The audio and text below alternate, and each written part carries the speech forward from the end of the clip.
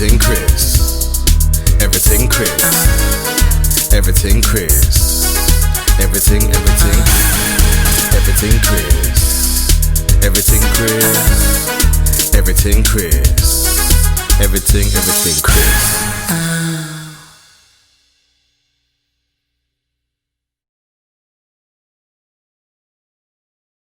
That's dope. So how did you find them coming to Sheffield, like adapting to the whole culture, the whole It was Yorkshire culture?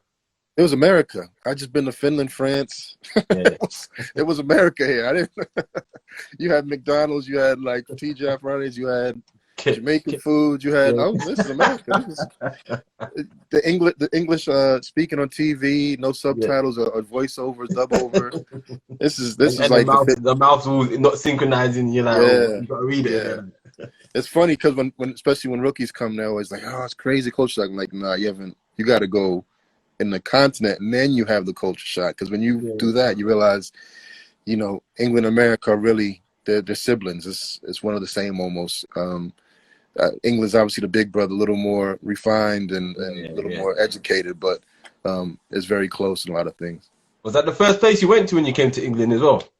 Yeah, I've never been anywhere else. Never played or coached anywhere else. I've just been in Sheffield. Okay, because I think it was different for me because obviously I'm from London and it's like going to Sheffield was a shock to me. It's like first time I'd seen, like you said, the first time I seen fields and I seen cows. It's like, wow, people actually they can stroke the cows here. And so it was like, they have trams on the street. It was Sheffield was an experience that made me move to Leeds for university. So okay. Could imagine. No, it's a great place to live. I really enjoy it. I think at first I was younger and I still kind of was like, man, everything closes at 2 or 3, and now I'm older. I don't even be out past 9, so it don't matter anymore. But when I first came, I probably felt a little bit like that because I want to be up all night and just running around doing stupid stuff. So what kind of biggest challenge you faced first coming into Sheffield, you reckon, in terms of on and off the court? The biggest challenge for me was it was the first time I really did, and I'm not going to say it was a difficult challenge, but it was just adjusting, was getting involved in the community. It was something that I welcomed, though. It was something that I knew going in that I'd have to do. I went to university to study business, but I always worked with family services in New York in the summers and during the season part-time. So I'd always work with kids. So when I came to Sheffield, I kind of knew, but it was just balancing that with playing. And then you have to, because usually you go somewhere and you just got to get to practice at home and you kind of learn the city. But once you start going to a different school and you got to kind of know your way around quicker.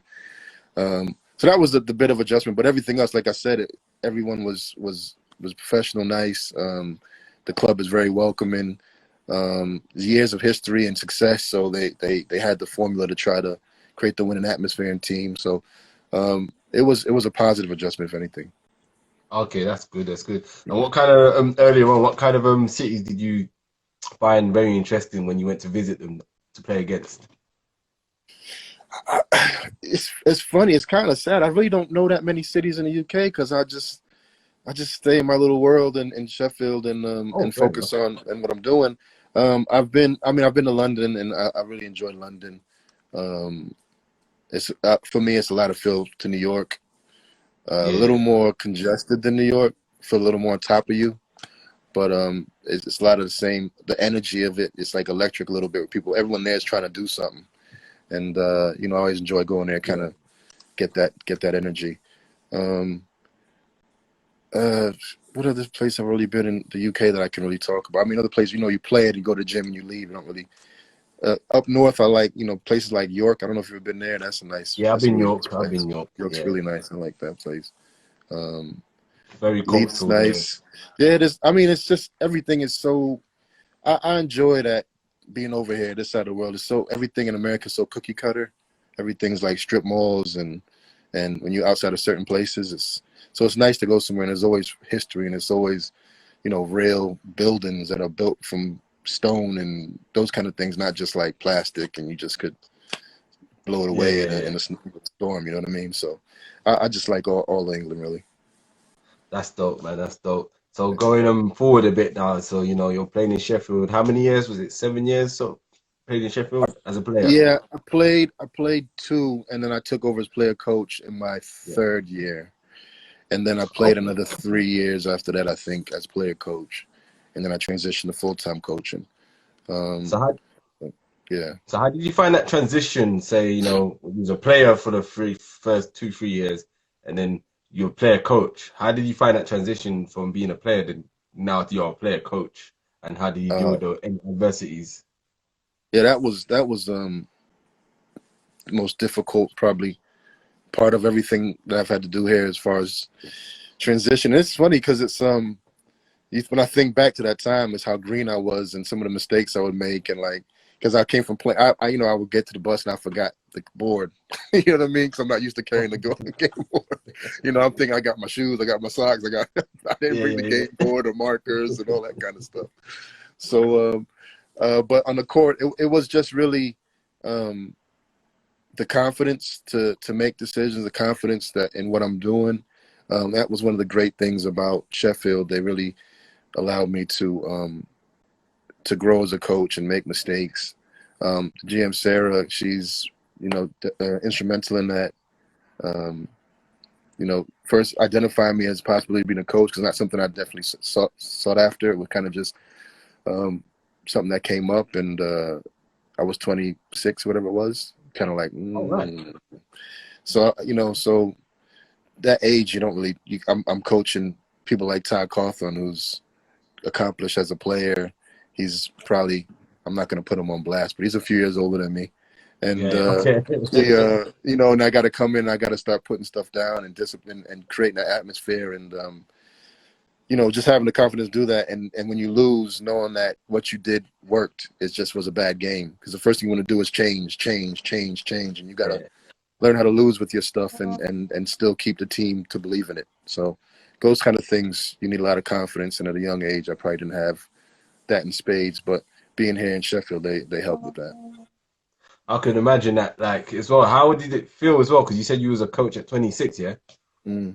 Yeah. So how did you feel, like, knowing there might have been some players who were probably older than you were? How did that feel? How did that make you feel, knowing that, you're older than some of these, but how are they going to respond to you? I've always been confident in my basketball IQ as far as how I see the game and Yeah. how I read the game from that standpoint. So I knew I would be saying the right things or having the right strategy.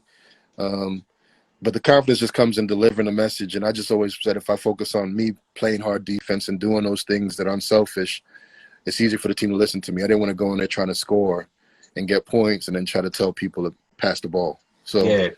that was kind of how I kind of approached it. And I think at the end of the day, if someone's out there telling you, I'm going to set you a screen, I'm going to give you the ball here, you kind of are forced to listen, because they're trying to help you more than help themselves. And I think that's how it works.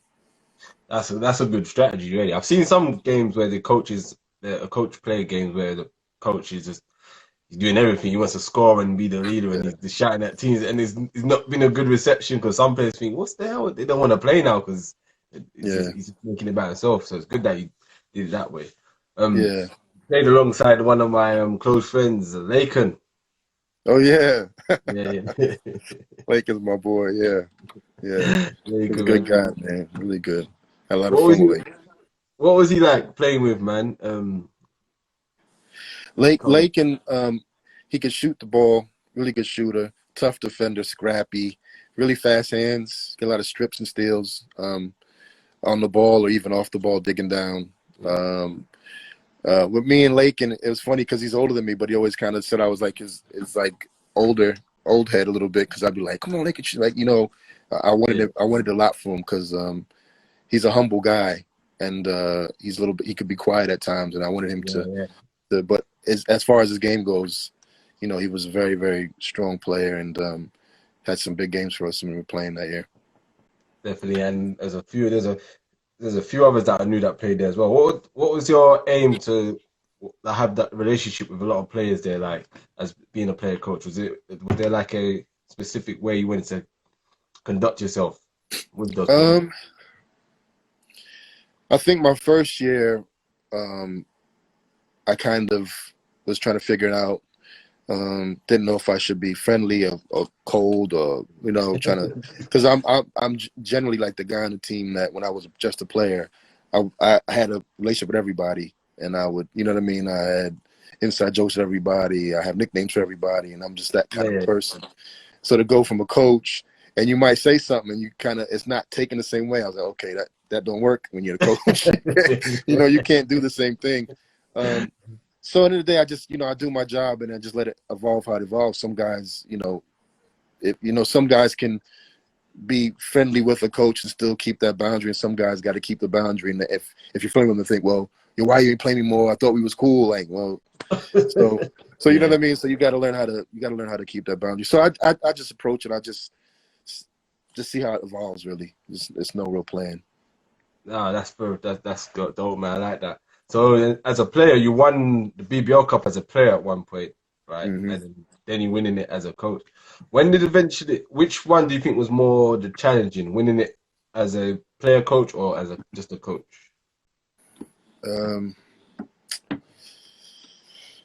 I think it's the first one was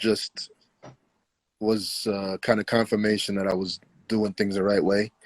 And then after that, it was just to prove that I did it the right way, and I know I can do it more than once, because that's the biggest fear. And also, it's kind of like validation for Sarah and Yuri to believe in me and let me make mistakes, and because I know that was an easy decision, especially when we finished like mid-table the first year, but it wasn't.